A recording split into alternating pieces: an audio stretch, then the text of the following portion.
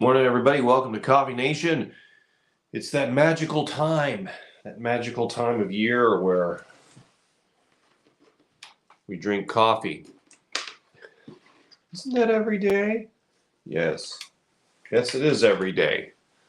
I'm straightening up over here on the old desk. It looks like the big desktop screen just came on for some reason, so it just got brighter. Maybe that's okay. Maybe it wasn't bright enough. Good morning, Michelle. Good morning, Gumry. Oh, that's good. Oh, I meant to bring the bag up to the office with me. So today's coffee is Meridy's House Blend from Franklin, Tennessee, a little south of Nashville. I was up there on Tuesday and went by Meridy's there in the main street downtown of Franklin, Tennessee. If you've never been there, that is a really cool place. I know everybody talks about like all the Ferraris and everything, Lambos up there, Rolls Royces. I didn't see any of that. I mean, I know it's there. One of the like 5 wealthiest counties in America, but I didn't really see the money. I saw like the old Main Street. That's where I was, and a good coffee joint called Meridy's. I loved it. They had it's called Meridy's Bread Basket. And they had lots of baked goods and pastries and tasty things. And they had a blueberry brew coffee. I've had something like that once before. Trying to remember where I had that. Seems like it was Cape Cod.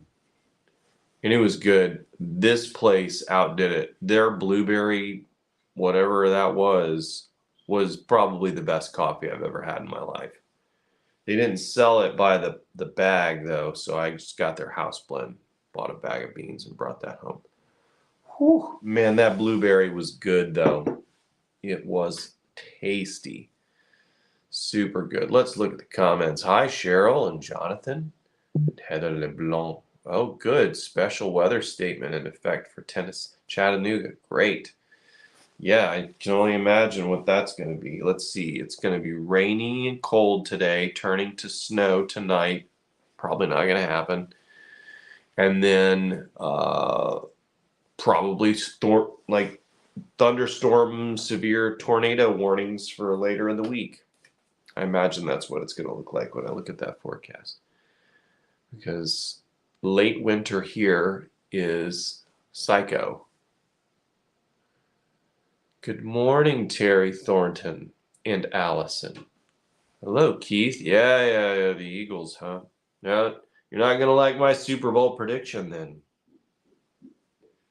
Because I think that the Chiefs are going to win that game. It might be icy tonight. Happy Sunday to you too, Allison. It might be. We're going over to a friend's for the Super Bowl. Big get together with the kiddos and friends from way back. Yeah, I know you guys are pulling for the Eagles, Deborah. I know. I didn't say. Well, I am pulling for the Chiefs, but I have my reasons. Yeah, I don't know. We'll see. It'd be interesting for the Eagles to win that game. I don't think I think they can do it. I think everybody's underestimated them all year long, me included. I know my brother sure has. But yeah, I mean, you got a good coach, good quarterback, great defense. It's a good combination. Never had that combination in Atlanta. Would be nice. Be really nice, Uncle Arthur, if you could hook that up this next season. You got the money for it. You got the draft picks. Don't go signing Lamar Jackson. I don't want that. Newcomers are like, is this a book show or what is this?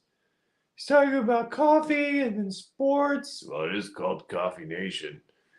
Yeah, but then he just went right into the Super Bowl. Yeah, well, it's for the newcomers. It's a variety of topics kind of show. It's not a variety show, but a variety of topics show. Of course, tomorrow's the big derby in Liverpool. So I don't have high hopes for that one. But yeah, let's talk about let's talk about the hot topics of the week, of the week, of the weekend, the hot topics. Oh, you got a smoker. That's great. You got a smoker going. Excellent. What are my standards for Super Bowl food? Well, wings would be nice, but I'm going to a plant-based party, so I don't know what we're going to have, but it's going to be good because they always make great things. So, mm-hmm.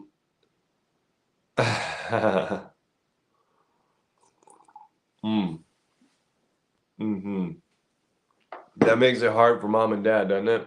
That is a good story. There are a lot of good stories worked into the Super Bowl, honestly. Mahomes can solidify himself as one of the greatest of all time.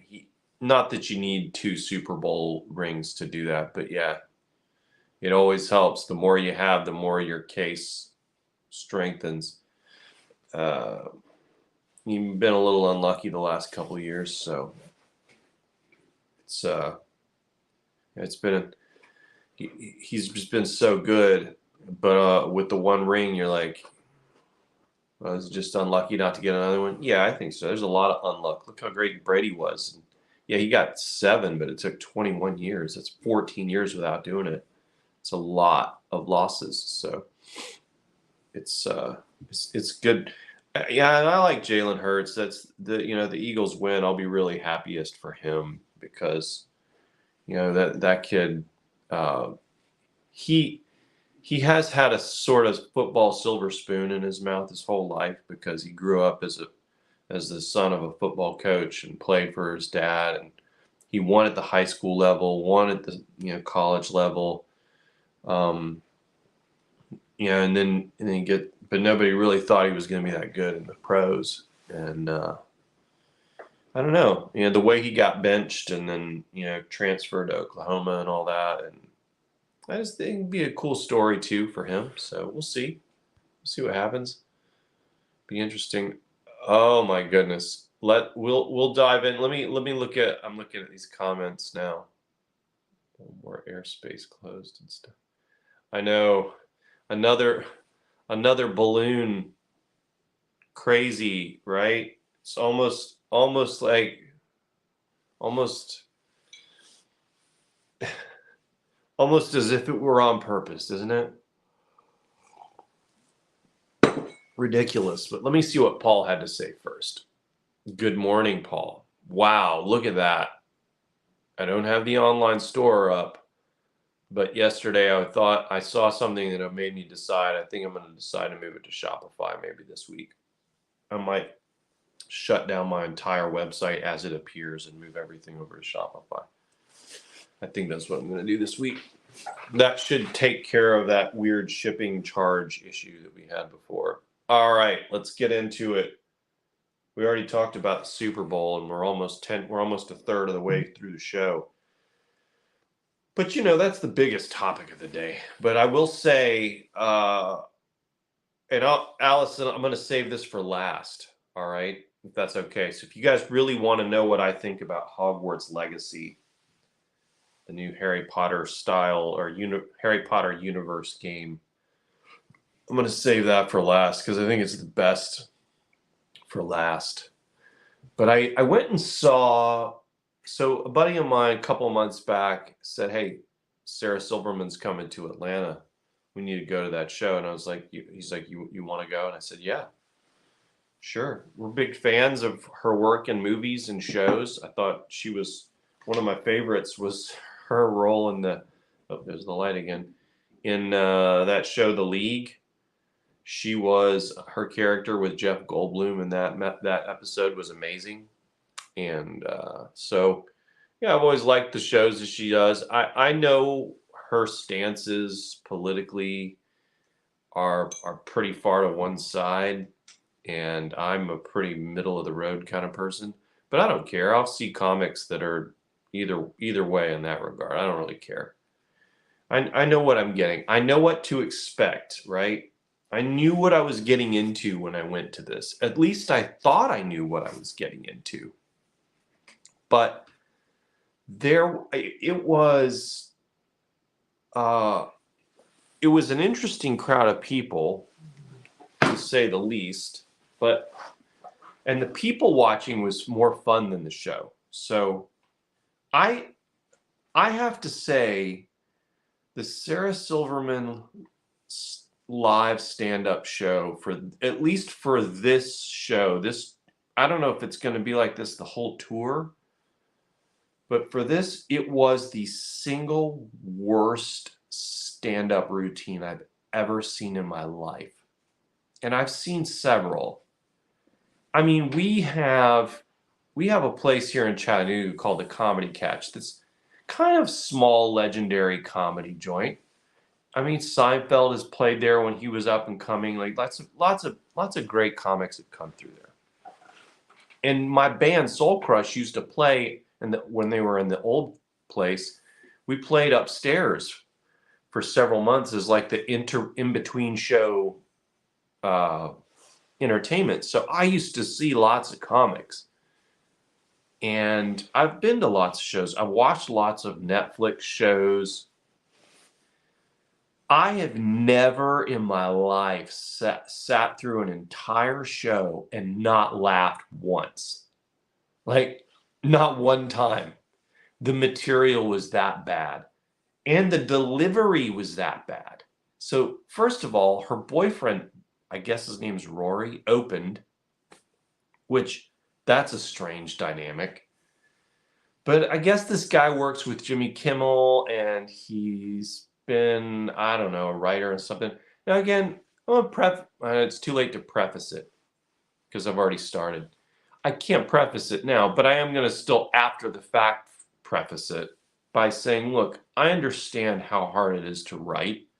Okay, their comics are writers, so it's a difficult business to be in, and you put yourself out there. With every book, I put myself out there, and it's out there for somebody's judgment. And there's always going to be the 1-star grumble troll review where this thing is driving me crazy. Where they're just blah, blah, blah, you suck, and they really, sometimes it's not just a troll. They really do think that. Like, they think that it's, my story's not good, right?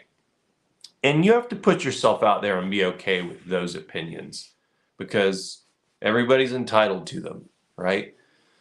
And that's just the way it is. So you have to be brave to get out there and do that. And comics have to be super brave, because not only have they written something and given it to the world for their judgment, but they are putting themselves out literally in front of those people every night for that judgment. So they have to stare the judgment in the face. I mean, it's hard. I don't know if I had the fortitude to do that. I've been out in front on stage with my music, but that was a little different. I guess I did some solo stuff while the guys were taking a break during shows. So I guess you kind of get used to that. But with music, I don't know, it just felt natural. With comics though, I mean, I don't know, with music, you're not really going to miss notes very much. You're at least for a singer, it's kind of hard to screw it up unless you just forget the words, and that doesn't happen often. But for a comic, if you tell a bad joke and the room is silent, that's hard. Okay, you have to have really strong foundation to survive that sort of thing, right? First of all, let's start with the opening act. Having said all of that, here is my pure, unadulterated judgment of this show. Number one, shouldn't have had your boyfriend open, because he's not that funny.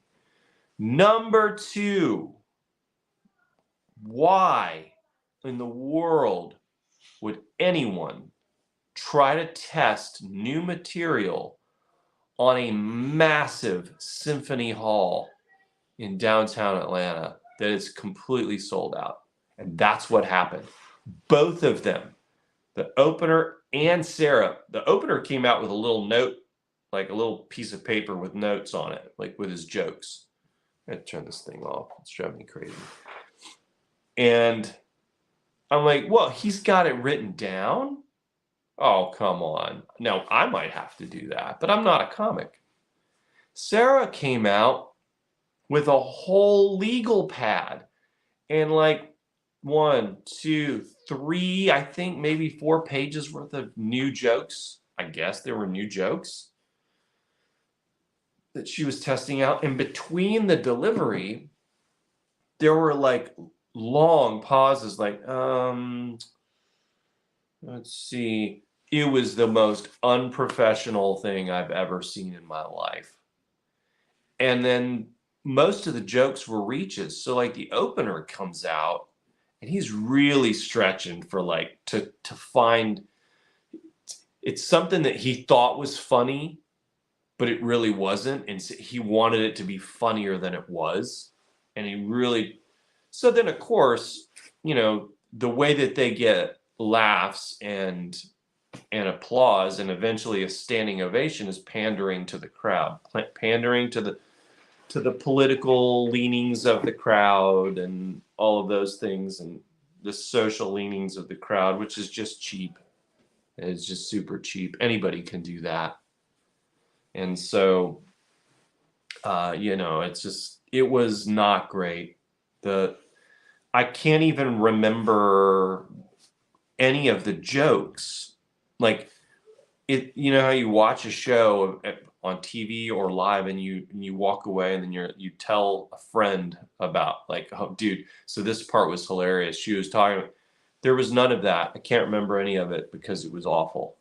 So I felt like we were like, my buddy bought the tickets and I offered to pay him back. He's like, no. And then after the show, I was like, man, I really feel like I should pay him back because I feel like we just like got ripped off.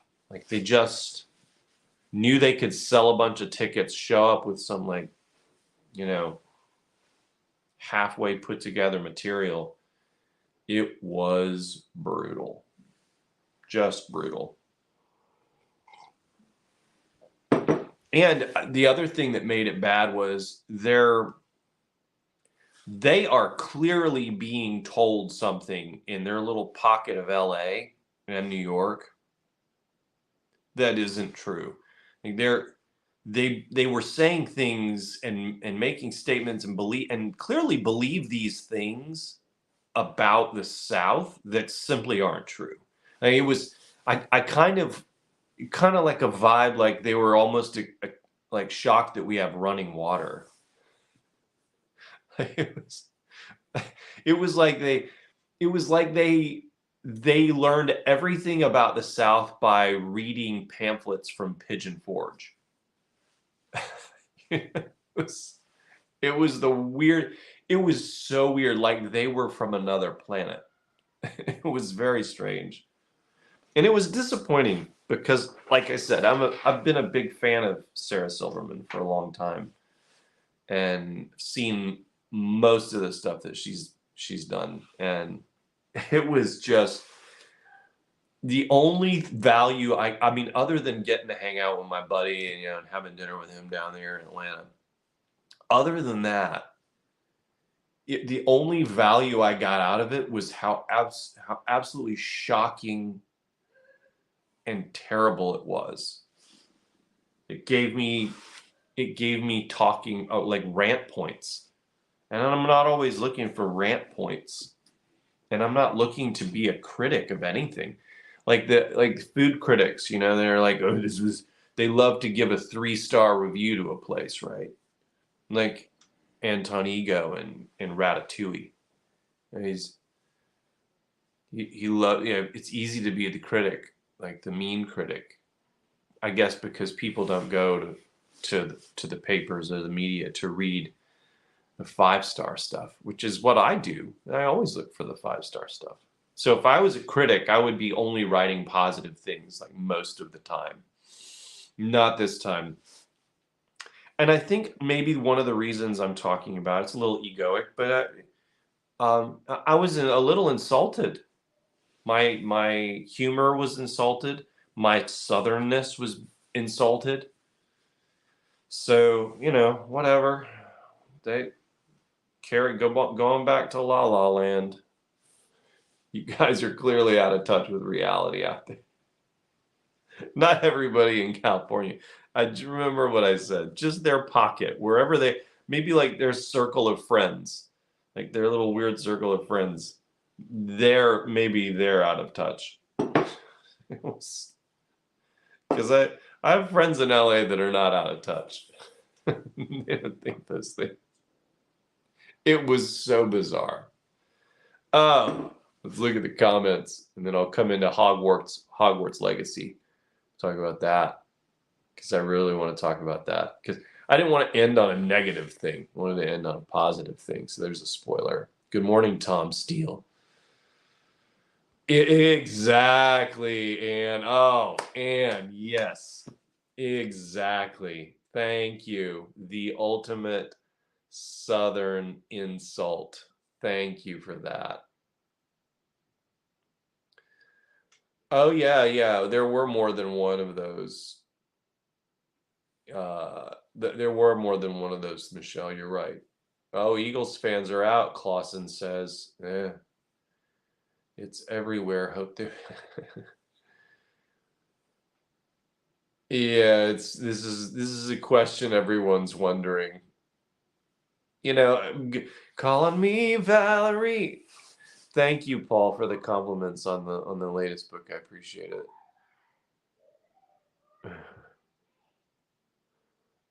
I'm just reading through these comments. You guys are funny.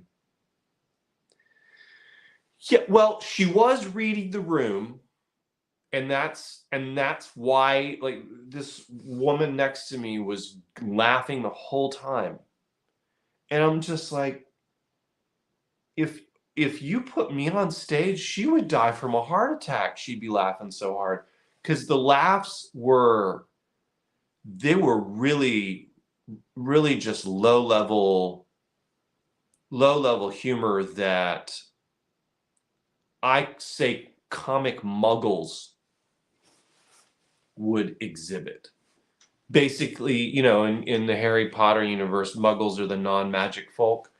So people who aren't funny and don't understand good humor will laugh at these jokes.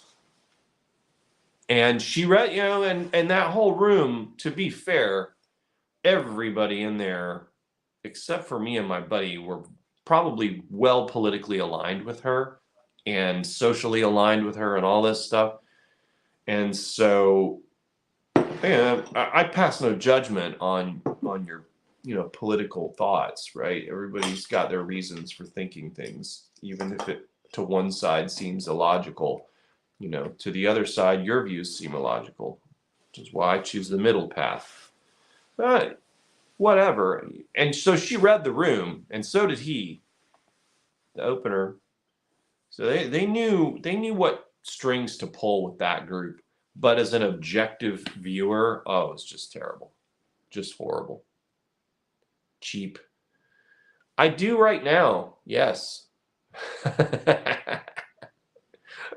Oh man.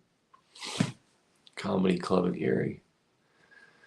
Yeah, I mean, in her, Michael, to your point, even to,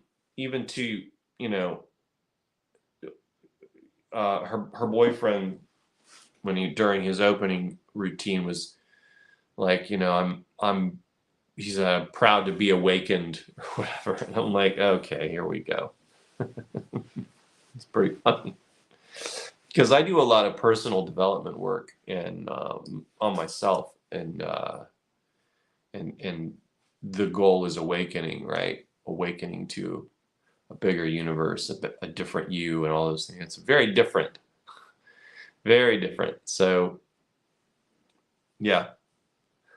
So if Pew Research says only 30% of Americans read ebooks and audiobooks, how does this group read? Paper copies? Very interesting statement and statistic, Ray. I love it.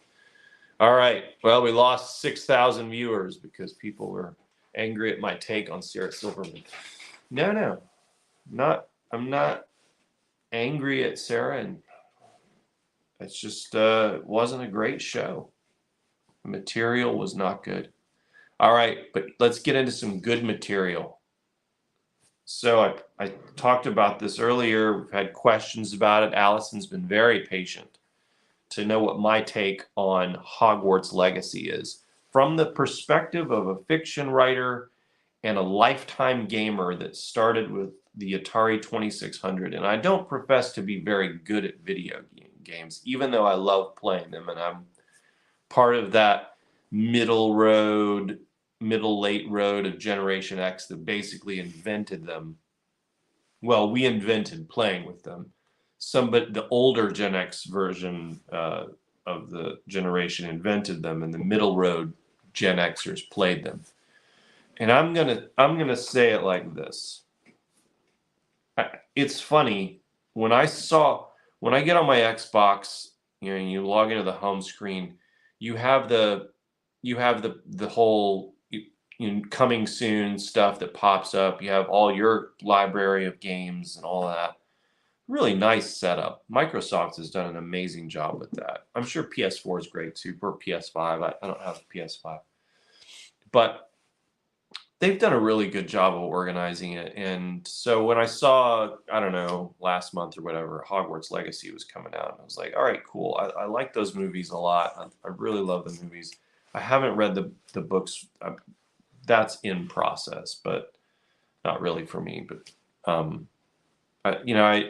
my kid and wife are, but I love the characters. I love the whole universe. I love the concept. I love the story arc. The story arc's awesome.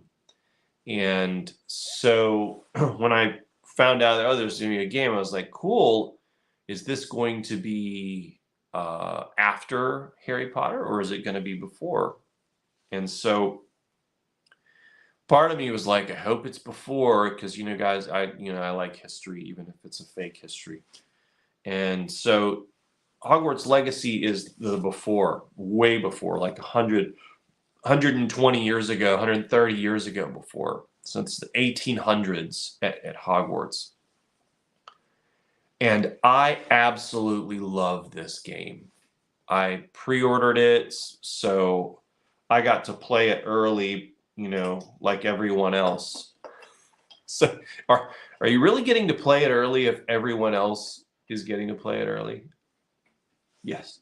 So like a couple days ago, I guess we were able to start playing it, and I absolutely love this game. And I think that the story setup is phenomenal.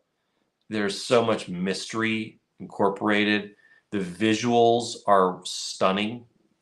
The gameplay is really smooth. There's a couple of little quirks with the targeting, but it's once you kind of get used to it, it's fine. There was one glitch with one of the characters, one of the professors in the cinematic scenes. He's a little glitchy for some reason. Like there's like a little flash going on his face with like you'd see with like a 8mm. But it's a little distracting. But other than that, I haven't seen any problems. But I love it. The action's great. The story's great. The characters, the NPCs are good. And this whole world that they've built is massive. It's so huge. I don't know how long it's going to take to play this thing, but I feel like Witcher 3 was just ginormous. I think this is going to be even bigger, and by a significant stretch. It's fantastic. I love it, and I think it's a really cool game, and there's so much to explore and do, and there are so many storylines, like side stories, like the little side quests and everything. You get sorted into your house, which I'm Ravenclaw, which I always figured I probably would be Ravenclaw. And yeah, I really love it. it's been interesting to see the blowback from far left and far right, and I didn't hear about these things until after I had already bought the game and started playing it. And I was like, wow, this is amazing. I want to go online and see what other people are saying.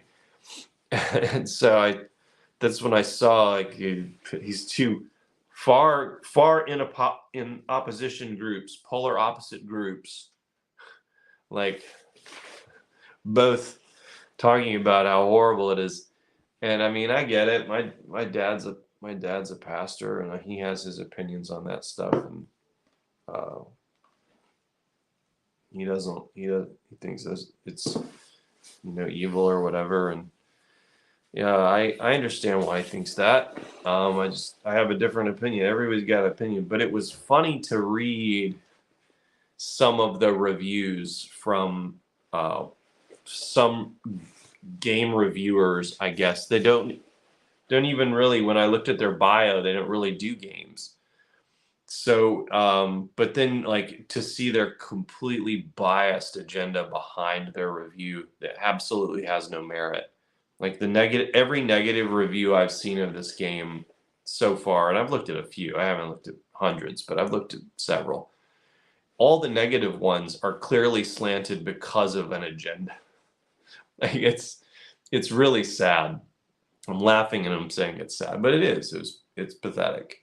Like, can you please just try to enjoy the game? Like, I tried to enjoy Sarah Silverman the other night. I really did. I kept waiting for something funny to happen. It didn't happen. If you play Hogwarts Legacy and you're waiting for something awesome to happen, you don't have to wait very long. It happens in the first 2 minutes of the game. The cinematic story, the backstory, like all the crazy twist right off the bat, you're going to be hooked on it if you play video games. And I think from a writer's perspective, I love the story setup. I absolutely love it. And I've not read any of the books from the Harry Potter universe, but I love the story setup of the books and the stories, and I love the setup for this. So I highly recommend it. Gets 5 stars from me. So how about that? Yes, I have been. How am I playing it? I pre-ordered it and downloaded it, so I don't get the physical discs. I get the which I probably should for the apocalypse, because then once the apocalypse happens, if we still have electricity but we don't have internet, then I'm going to be screwed. I'll have like one game to play, which would be annoying. But yeah, it just downloaded automatically it downloaded automatically at midnight for the 3 or 4 or 5 days ago, whatever it was, the 7th or the 8th, when the pre-orders could play it, and then it re-downloaded the updates on the 10th when it went live. So it's fun. It's a fun one. Yeah, I guess I got to go. It's 33 minutes in. Wow, you guys are great. There's always an agenda, especially with my books. That's right. My books are the anti-agenda.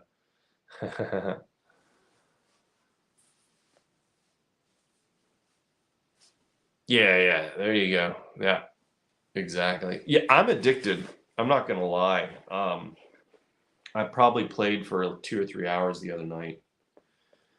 And usually I'll turn on a game and play for a few minutes and then get back to work or whatever. So yeah, but I'm enjoying it. That's it. That's my talk for the week. 35 minutes has blown by like that. So thank you guys for joining me today for coffee. I'm gonna go get another refill, and unless my wife drank it all. So you guys have a wonderful week. Enjoy the Super Bowl tonight. Enjoy the Hogwarts Legacy.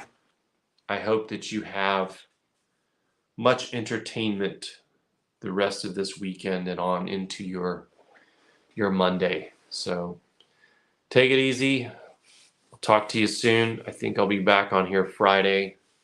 Should be. So see you guys later.